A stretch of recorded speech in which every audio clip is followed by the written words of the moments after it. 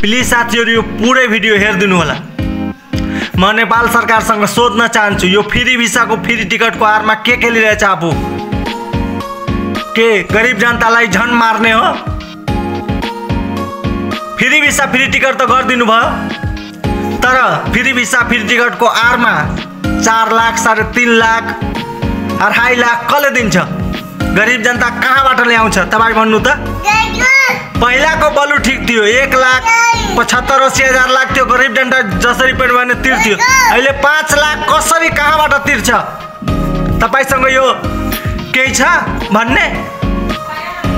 तर विदेशमा गएपछि त्यहाँ काम पनि छैन, कम्पनी कस्तो छ, त्यहाँ पैसा पनि दिन, मान्छे मर्छ तर केही पनि हेर्ने होइन, मात्रै नेपालबाट पठाइदिने, मरोस् जेसुकै होस्, केही खोज पुछार छैन। यही हो गणतन्त्र?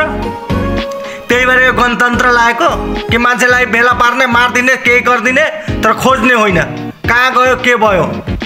प्लिज साथीहरु तपाईहरु कमेन्टमा भन्नु के यो सही हो या गलत, तपाईहरु डिसाइड गर्नु। जय नेपाल।